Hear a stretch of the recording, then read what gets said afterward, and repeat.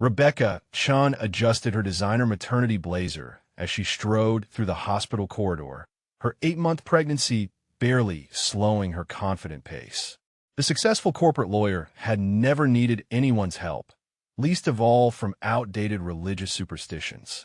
She paused outside the small chapel, irritated by the soft murmur of Spanish prayers drifting through the open doorway. Inside, Maria Santos knelt before a modest statue of the Virgin Mary, her janitor's uniform wrinkled from hours of work, her weathered hands clutching worn rosary beads. "Excuse me." Rebecca's voice cut sharply through the sacred silence. "Some of us are trying to have serious medical conversations down the hall." Maria looked up, her gentle brown eyes meeting Rebecca's cold stare. "I am sorry, Senora. I pray quietly." "You're wasting your time talking to a piece of plaster." Rebecca stepped into the chapel, her heels clicking against the tile floor. "That statue can't hear you, can't help you, and certainly can't perform miracles. It's 2024, not the Middle Ages." Maria's face flushed, but she remained kneeling. "She has always listened to me, Senora. The Blessed Mother brings comfort." Rebecca laughed harshly. "Comfort? You're a grown woman begging a dead Jewish girl for favors. It's embarrassing." She gestured dismissively at the statue. "That thing is just carved stone and paint, designed to keep ignorant people like you submissive and compliant." The words hung in the air like poison as Maria's eyes filled with tears. Rebecca's satisfaction at silencing the praying woman evaporated the moment she entered Dr. Martinez's office. The obstetrician's usual warm smile was replaced by deep concern as he studied her latest ultrasound images. "Rebecca, we need to discuss some complications," he said, his voice carefully measured. "The baby's heart rate has become irregular, and there are signs of placental abruption." "What does that mean exactly?" Rebecca demanded, her legal training kicking in as she searched for concrete facts to control. Dr. Martinez set down the printouts, his expression grave. "It means the placenta is separating from your uterine wall prematurely. The baby isn't receiving adequate oxygen or nutrients. We need to perform an emergency cesarean section immediately." Rebecca's world tilted. For the first time in months, her carefully constructed confidence cracked. "How immediate?" "Within the hour." "Rebecca, I won't lie to you. This is serious. Both you and the baby are at significant risk if we don't act now." Her husband David reached for her hand, but she pulled away, her mind racing through legal precedents and negotiation tactics that suddenly seemed utterly useless. "There has to be another option. Some way to delay until we can get a second opinion." "There isn't time," Dr. Martinez said firmly. "Every minute we wait increases the danger exponentially." Rebecca stared at the ultrasound screen showing her baby's distressed heartbeat, realizing that all her education, all her professional success, all her rational control meant nothing against the raw biology threatening both their lives. The operating room's sterile brightness fell harsh against Rebecca's pale skin as nurses prepared her for surgery. The anesthesia mask hovered above her face, but her sharp mind refused to surrender control even as her body betrayed her. "Rebecca, try to relax," Dr. Martinez urged as monitors showed the baby's heart rate dropping further. "Stress makes everything more complicated. Don't tell me to relax when my child is dying," she snapped, then immediately regretted the harshness in her voice. Fear was making her cruel, just like in the chapel. The anesthesiologist adjusted his equipment, while a surgical nurse checked the instruments. Through the observation window, Rebecca glimpsed David pacing in the hallway, his face twisted with worry she'd never seen before. Suddenly, the fetal heart monitor's steady beeping became erratic, then began racing at a dangerous pace. Dr. Martinez's calm demeanor cracked as he leaned over the readouts. "We're losing the baby's rhythm," he called out urgently. "Prep for immediate delivery." Rebecca's own heart rate spiked as she watched the medical team's growing alarm. This wasn't supposed to happen to her. She was Rebecca Chun, the lawyer who won impossible cases, who controlled every variable in her carefully ordered life. "Please," she whispered, the the word foreign on her lips. But she wasn't sure who she was talking to. The doctors working frantically around her? Her unconscious baby?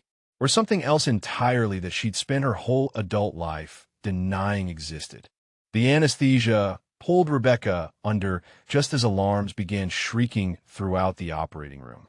Her blood pressure plummeted while the baby's heart rate became dangerously erratic. Dr. Martinez made his first incision with practiced precision, but what he found inside made his face go ashen. Massive hemorrhaging, he announced tersely. Give me more units of blood now. Outside in the waiting area, David collapsed into a chair as the hospital chaplain, Father O'Brien, approached with gentle steps. Would you like me to pray with you during this difficult time? My wife doesn't believe in prayer, David said automatically, then looked up with desperate eyes. But maybe it couldn't hurt? Down the hall, Maria Santos had finished her shift but remained in the chapel, her rosary beads worn smooth from decades of faithful prayers. She'd heard the commotion from the operating room and felt drawn to kneel longer before the Virgin Mary statue. Back in surgery, Rebecca's vital signs continued deteriorating despite the medical team's expertise. Blood loss was becoming critical, and the baby's distress deepened with each passing minute. Doctor, we're losing her, a nurse called out as Rebecca's heart rhythm became irregular.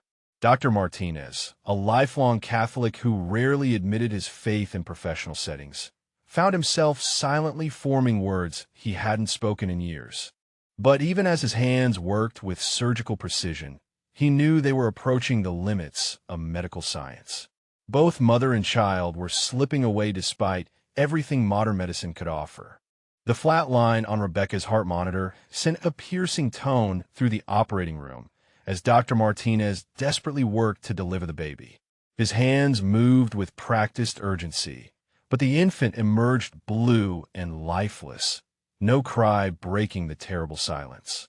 No pulse on mother or baby, the head nurse announced, her voice tight with controlled panic. Dr. Martinez began chest compressions on Rebecca, while the pediatric team worked frantically on the newborn.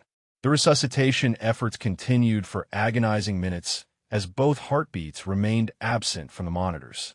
In the chapel, Maria felt a sudden, overwhelming urge to pray more intensely. She pressed her rosary against her heart and whispered urgent pleas to the Virgin Mary, tears streaming down her weathered face. They've been down too long, the anesthesiologist said quietly, checking his watch. Brain damage becomes irreversible after. Keep working, Dr. Martinez ordered, refusing to accept defeat even as medical protocol suggested they were beyond hope. David stood frozen outside the operating room as Father O'Brien placed a gentle hand on his shoulder. Through the small window, they could see the medical team's increasingly desperate efforts. The electronic monitors showed only flat lines where vibrant life should have been. Rebecca Chun, who had spent her career winning impossible cases, now faced the one battle that no amount of skill, education, or determination could influence. Medical science had reached its absolute limit. What happened next would require something far beyond human capability. Rebecca found herself standing in a place that defied description, neither dark nor light, but somehow both. The pain was gone, the fear dissolved, yet she felt more alert than she'd ever been in life. You fought so hard to control everything, a gentle voice said behind her. Rebecca turned and saw a woman whose presence radiated impossible warmth and peace. She wore simple robes of deep blue, her face both ancient and eternally young, her eyes holding depths of compassion that made Rebecca's breath catch. I don't believe in you, Rebecca said reflexively, even as she recognized the figure from countless paintings and statues. Yet here you are, the Virgin Mary replied with infinite patience.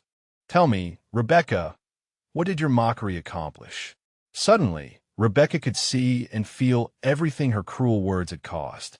Maria's tears, her wounded faith, the pain of every believer who'd heard such dismissive attacks on what they held most sacred. I was protecting rational thinking, Rebecca protested weakly. Were you? Or were you protecting your own fear?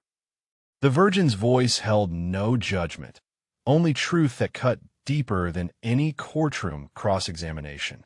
Rebecca saw herself clearly for the first time, brilliant but terrified, successful but empty, strong but desperately alone. Her intellectual pride had become a fortress against mystery, against wonder, against the possibility that love might be more powerful than logic. "Your daughter needs you to choose," the Virgin Mary said softly. "Will you continue fighting what you cannot understand, or will you trust what you cannot prove?" In the operating room, Dr. Martinez prepared to call time of death when a soft radiance filled the sterile space.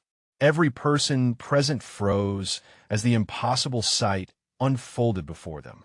The Virgin Mary appeared beside Rebecca's lifeless form, her presence both gentle and commanding. The same figure Rebecca had encountered in her near-death experience now stood visible to the entire surgical team. "Madre de Dios," whispered the head nurse, dropping to her knees despite the sterile protocol. The Virgin placed her hands over Rebecca's heart and the silent baby. Light seemed to flow from her touch, and the flatline monitors suddenly erupted with strong, steady heartbeats. Dr. Martinez, his scientific worldview crumbling, watched in stunned silence as both patients' vital signs returned to normal ranges. The baby's blue skin flushed pink as healthy breathing began spontaneously. In the chapel, Maria felt overwhelming joy flood her heart as she witnessed the same radiant figure appearing beside the small statue she prayed before countless times. "Your faith has moved mountains," the Virgin Mary told Maria with infinite tenderness. "Your prayers for the mother who mocked me have been heard." The surgical team stood transfixed as the miraculous healing continued. Bleeding stopped, heart rhythms stabilized, and brain activity returned to normal patterns on every monitor. Rebecca's eyes fluttered open, immediately seeking the face of the woman who had offered her the choice between pride and love. But now she knew exactly what her answer would be. Rebecca's first conscious breath came with perfect clarity. The monitors showed impossible readings. Her blood pressure normal, heart rhythm steady, all signs of hemorrhaging completely gone. In her arms lay her daughter, pink and healthy, breathing peacefully after being lifeless moments before. "How is this possible?"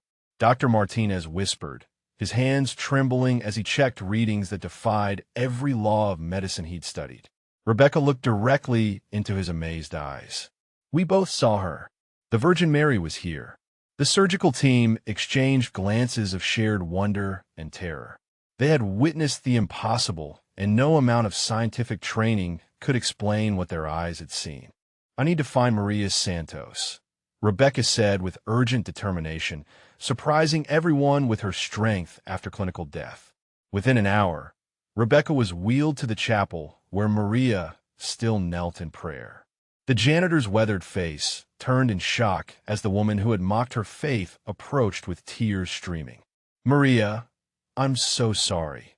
Rebecca's voice broke with genuine remorse. "I was cruel and wrong. Your prayers saved my life and my daughter's life." Maria rose slowly, her eyes filled with compassion rather than triumph. "She always listens, Senora. The Blessed Mother forgives all who come to her with humble hearts." Rebecca reached out and took Maria's worn hands in hers. "Will you teach me? About faith, about prayer, about what I've been fighting against all these years."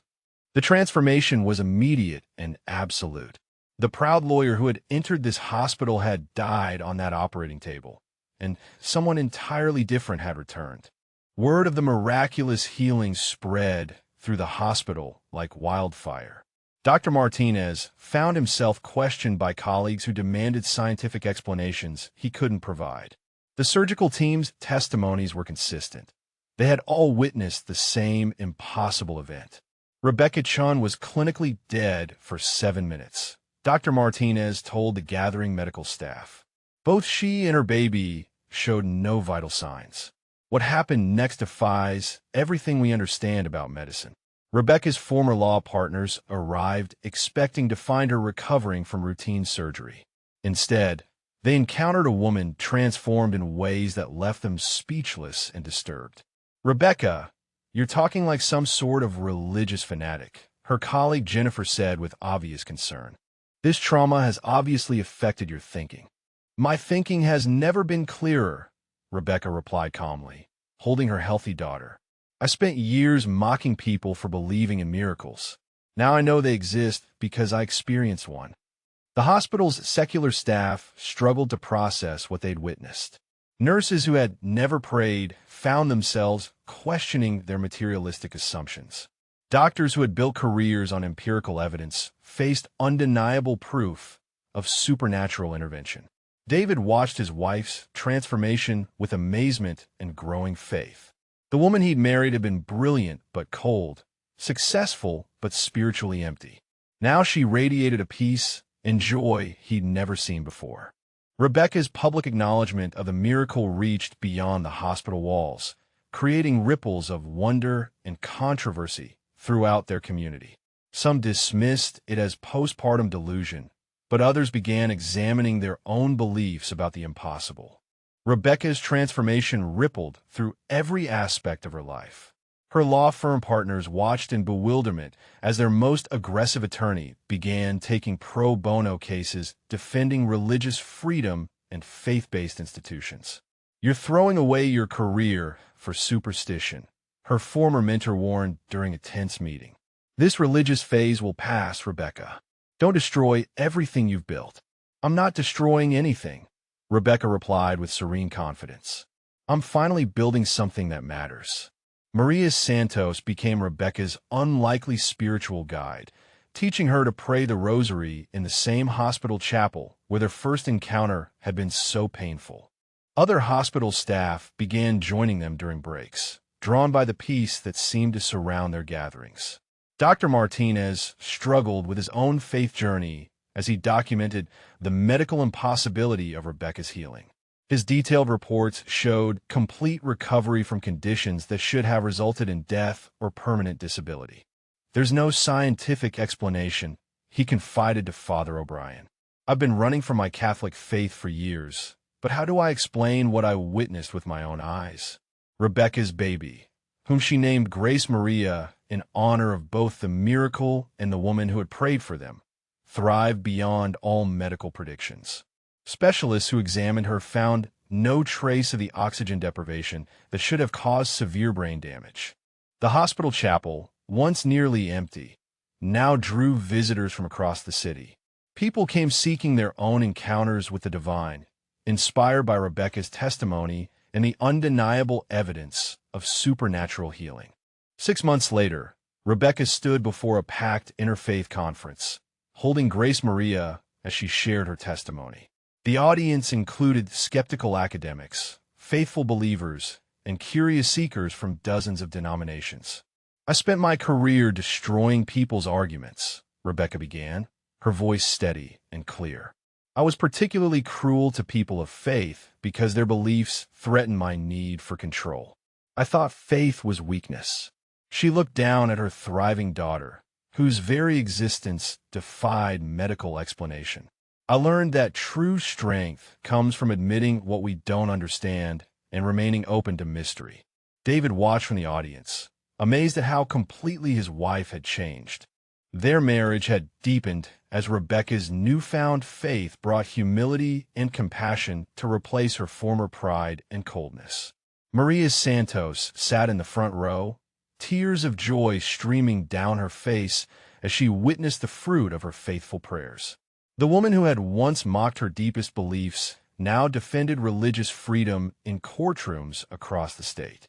Dr. Martinez had also undergone his own transformation, returning to the Catholic faith of his childhood and speaking openly about the limits of medical science. His detailed documentation of Rebecca's case had been published in medical journals, challenging the scientific community to grapple with unexplainable healings. Faith doesn't require us to abandon reason, Rebecca concluded her speech. It invites us to embrace the possibility that love and mystery are more powerful than logic and control. The standing ovation lasted several minutes as people from different faiths found common ground in witnessing authentic transformation. 2 years after the miracle, Rebecca and Maria knelt together in the hospital chapel where their lives had intersected so dramatically. The small space had been renovated and expanded due to the constant stream of visitors seeking their own encounters with the divine. Grace Maria toddled between them, a healthy, joyful child whose very existence continued to baffle medical experts. Her development exceeded every milestone, showing no signs of the brain damage that should have resulted from oxygen deprivation during birth. "She saved us both," Rebecca whispered to Maria as they watched the toddler play near the statue that had once been the target of her mockery. "I was dying spiritually long before I died physically." Maria smiled, her weathered hands folding Rebecca's younger ones. "The Blessed Mother uses broken people to show her mercy. Your pride, my prayers, they became part of something beautiful." Rebecca's law practice now focused exclusively on defending religious institutions and freedom of conscience cases. Her transformation had cost her wealthy clients, but brought her work that filled her soul rather than just her bank account. Dr. Martinez approached them after finishing his rounds, his own faith journey having led him to volunteer at the hospital's new interfaith chaplaincy program. "Another family asked about your story today," he told Rebecca. "A mother facing a difficult pregnancy wants to know if miracles still happen." Rebecca stood, lifting Grace Maria into her arms. "Tell her yes. Tell her that the impossible becomes possible when we stop fighting mystery and start embracing love." Have you ever witnessed something that science couldn't explain? Share your story in the comments below and let us know if you've experienced moments where the impossible became possible.